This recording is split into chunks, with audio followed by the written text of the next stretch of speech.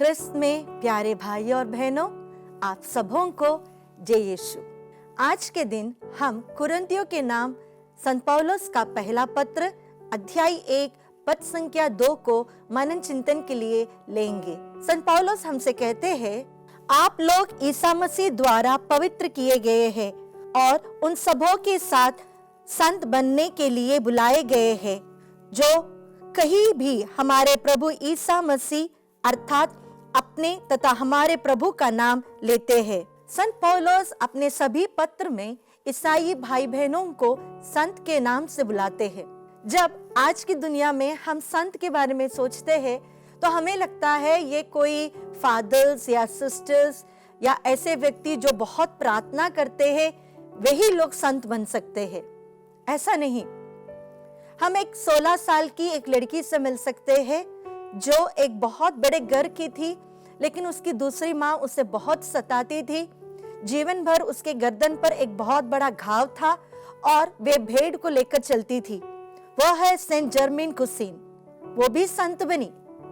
हम जानते हैं सेंट मार्गरेट ऑफ कैस्टेलो जो बहुत अमीर परिवार की थी और वे बचपन से अंधी थी, इसलिए माता पिता ने उसे रास्ते पे फेंक दिया। वह जीवन भर भिखारी के रूप में रही और वह भी संत बन गई।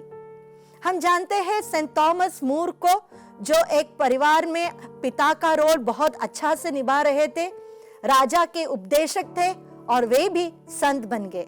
हमें पता है सेंट मार्टिन ऑफ टूर्स जो एक सैनिक थे जिन्होंने अपने पूरे राजकीय कैरियर को हटाकर संत बन गए। हम जानते हैं सेंट जोसेफाइन बकिता को जो बचपन में दास थी, बहुत बार लोगों ने उन्हें बेचा भी था, लेकिन बाद में वह संत बन गई। यानी एक संत कोई भी बन सकता है, छोटे बच्चे से लेकर बड़े व्यक्ति तक, पोप से लेकर एक साधारण ईसाई तक, एक मॉडर्न युवा भी संत बन सकता है। यह उदाहरण हमें संत कार्लो देते हैं।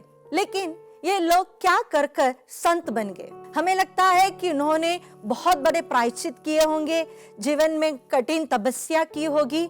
नहीं, ये बहुत साधारण लोग थे जिन्होंने अपने जीवन के सभी संकट के समय पर जब वे निराश होते थे, लेकिन निराश होना नहीं चाहा और मुस्कुराते हुए उन सभी संकट का सामना किए। वे ऐसे लोग थे जब दूसरों के सामने अपना मुंह खोलकर उत्तर देना चाहते थे, लेकिन फिर भी शांत होकर प्रभु के समान खड़े हो गए। वे लोग ऐसे थे जो अपने दैनिक जीवन में आने वाले सभी दुखों को, सभी संकटों को, सभी निराशा के सभी घटनाओं को खुशी के साथ झेलते थे।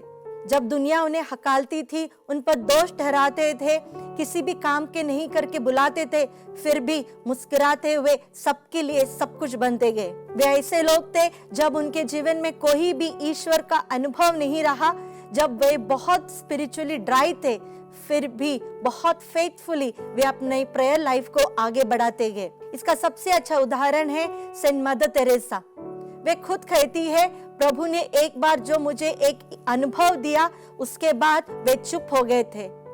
50 साल से भी अधिक एक स्पिरिचुअल ड्राइनेस से मुझे निकलना पड़ा।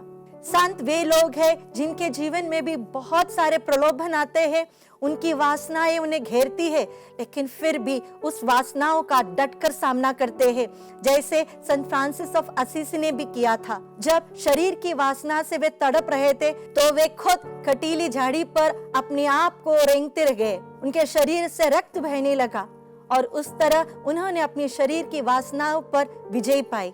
हम ऐसे कई संतों को देख सकते हैं जो अपना जीवन एक छोटे से घर में बिताया था।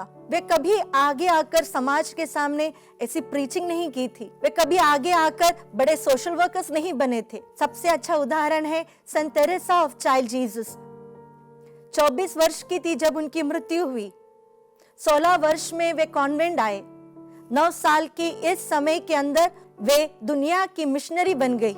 उन्होंने अपने जीवन के हर दुख को, हर कष्ट को, हर पीड़ा को प्रभु को बहुत प्रेम से अर्पित किया। प्यारे भाई और बहनों, संत पौल जब हमें बुलाते हैं संत बनने के लिए, तो हमारे दैनिक जीवन में जो जो घटनाएं होती है, हमारे दैनिक जीवन में जिन जिन बातों का सामना हमें करना पड़ता है, अगर थोड़े से धैर्य के साथ, शांति के साथ प्रभु के प्रति अपने प्रेम पर दृढ़ रहकर वो अगर सामना कर ले, उन सभी समस्याओं का सामना कर ले, तो हम भी संत बन सकते हैं। माता मरियम बाइबल में बहुत कम बोली है, लेकिन आज स्वर्ग की सबसे पावरफुल मध्यस्थता प्रभु यीशु के बाद वही है। अगर हमारा जीवन ईश्वर की इच्छा के अनुसार हो तो आप और मैं और हम सब संत बन सकते हैं। आइए आज के लिए हम यह वचन याद करें। संत लूकस का सुसमाचार अध्याय 1 पद संख्या 38। मरियम ने कहा, देखिए मैं प्रभु की दासी हूँ, आपका कथन मुझ में पूरा हो जाए। प्यारे प्रभु जी, हम अपने आप को पूर्ण रूप से आपको समर्पित करते हैं। एक संत बनने के लिए आपने हमें बुलाया है। इस बुलाहट के अनुसार अपना जीवन पूर्ण रूप से आपके वचन के अनुसार जीने की कृपा और शक्ति हमें दीजिए। यही प्रार्थना हम करते हैं हमारे प्रभु यीशु क्रिस्त के द्वारा, आमीन।